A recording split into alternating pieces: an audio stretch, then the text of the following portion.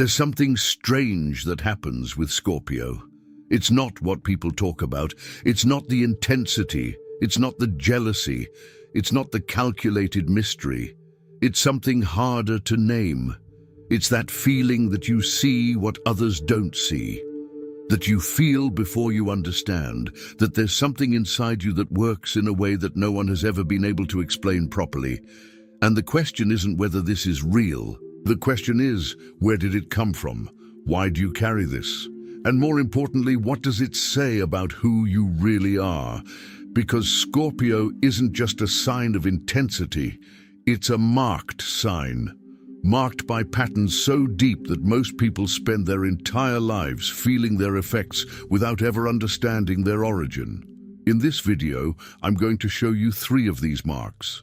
Not the external ones, the internal ones.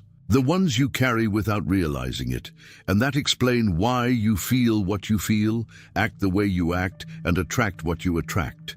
By the end of this video, something in you will make sense in a way it never has before. Stay tuned. There's a question Scorpio rarely asks aloud, but never stops asking internally: why do I feel everything so deeply? It's not a complaint, it's an honest observation, because you realize early on that the world around you seems to operate at a shallower frequency than yours. Conversations stop at the surface. Relationships remain obvious. Other people's emotions seem to have a ceiling that yours never had. And you learn, not because someone taught you, but because life showed you, that there's a cost to feeling this way, that going deep hurts, that seeing too much is tiring, that loving without filters exposes you. So you start building something. Not a wall exactly, more like a layer of control, an ability to regulate how much you show, how much you give away, how much you reveal. And you do it so well that it starts to seem cold to those on the outside. But inside, nothing has changed. Inside, you still feel everything. You've just learned not to let it show so easily. This is the first mark that Scorpio carries. Not the intensity itself, but the permanent tension between feeling deeply and protecting oneself from feeling too much. It's a mark that doesn't appear on the face. It appears in the choices, in the type of relationship you seek, in the impatience with what seems superficial, in the difficulty of trusting not because you don't want to, but because you know, in a way that only those who have opened up and regretted it know, that opening up too much has a price. But here's where things get interesting, because this first mark doesn't come from nowhere. It has a root, and that root lies in something Scorpio carries at an almost cellular level. The perception that everything has an invisible layer. That beneath what people say, there's what they truly feel. That beneath what seems stable, there's something moving. That the surface never tells the whole story. You didn't choose to see things this way. You simply see them. Since childhood, you've been able to sense the atmosphere of a room before understanding what was wrong. You could feel when someone was lying even without proof. You could perceive the tensions that adults tried to hide. This ability, this emotional radar that never turns off, is the second hallmark. And it's more complex than it seems, because it comes wrapped in a contradiction that most people never notice in Scorpio. You see everything, but you rarely talk about what you see, not because you don't trust your perceptions, you do, but because you've learned that naming certain things aloud changes the game in ways you don't always want. So you keep it to yourself, you observe, you wait. And this waiting, this silence laden with perception, is misinterpreted as indifference, as manipulation, as calculated distance. When in fact it's exactly the opposite. It's total presence, only turned inward. And this is where we arrive at a point that might be a little unsettling, because if you feel everything and see everything, what do you do with it? How do you process a level of perception that most people around you simply don't have? This question doesn't have an easy answer, and that's exactly why Scorpio at some point in life faces a very specific kind of loneliness.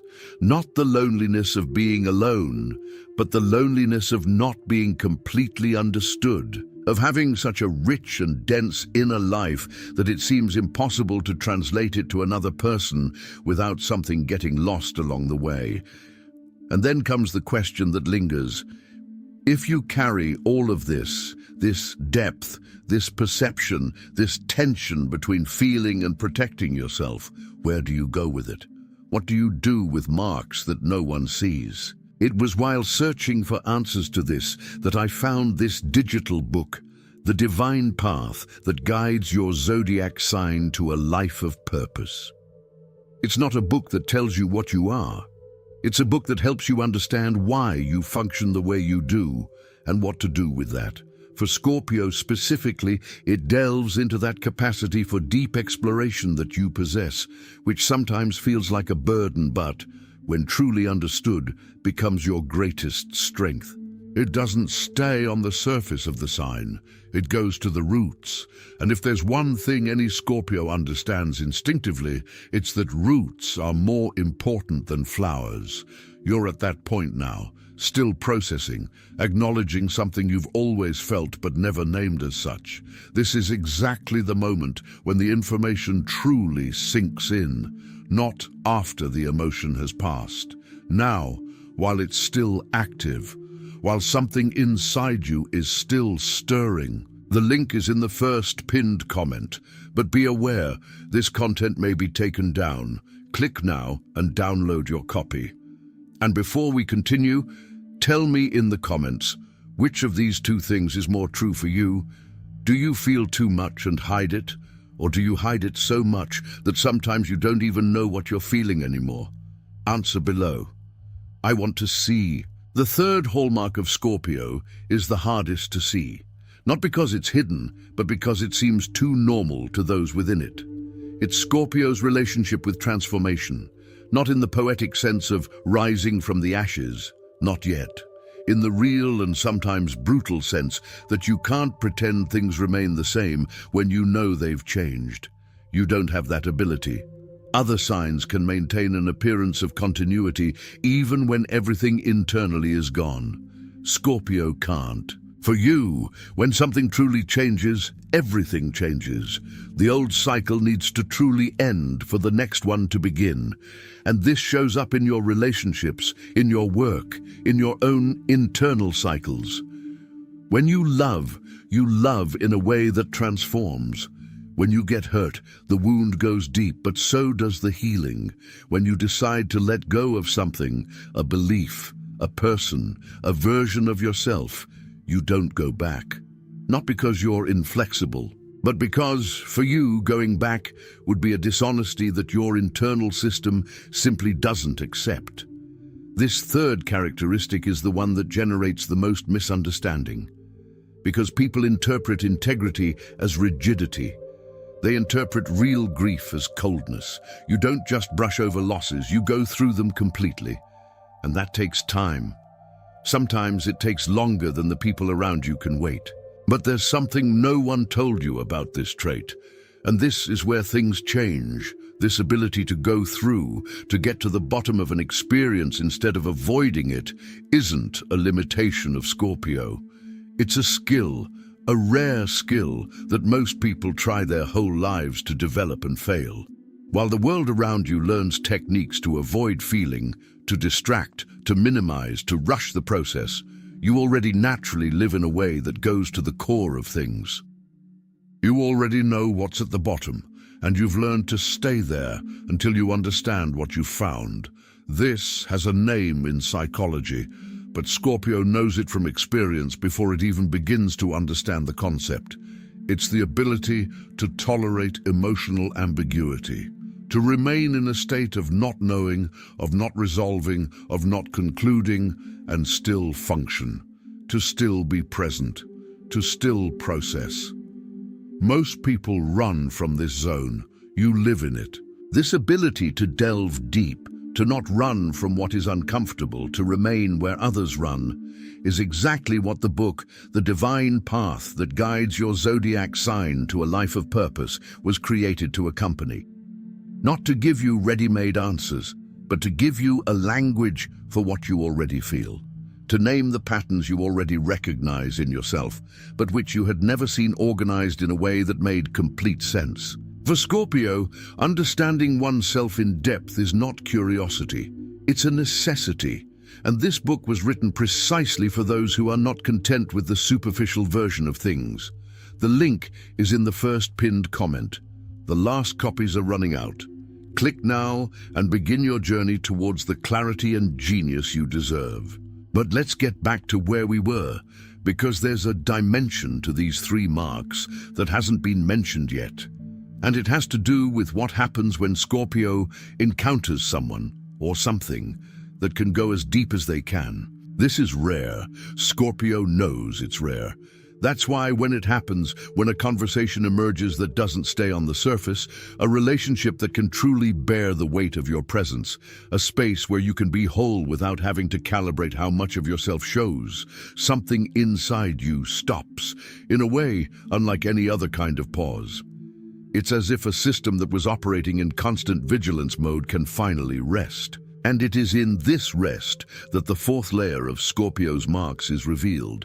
Not a 4th mark in the sense of the title, but a dimension of the 3 that only appears when you are in a state of real security. When the 1st mark, the tension between feeling and protecting, can finally loosen up a little. When the 2nd, the emotional radar, no longer needs to be on alert and can simply exist as a presence. When the 3rd, the relationship with transformation, can happen without you having to carry the weight of the process alone. In this state, Scorpio isn't the intense and closed-off sign that superficial astrology describes. It's one of the deepest, most honest, and most genuinely transformative presences that exists. The person who will stay when everyone else has left, who will ask what no one else has asked, who will see you in a way that makes you feel truly seen, finally. This is Scorpio without its active defenses, and this Scorpio exists. You exist like this. The question is, in how many areas of your life are you able to be this version of yourself? Because the marks you carry, the depth, the insight, the integrity of your transformation process, they aren't problems to be solved. They are resources that most people will never have. The difference lies in understanding them in a way that allows you to use them instead of being used by them. When depth becomes a prison, it's because it hasn't been understood. When perception becomes anxiety, it's because there's no space to process it. When transformation becomes trauma, it's because there wasn't a structure to support it. But when you understand what's happening inside, when you can name the patterns, trace the origins, see the mechanism working, everything changes. Not overnight, but in a real and permanent way.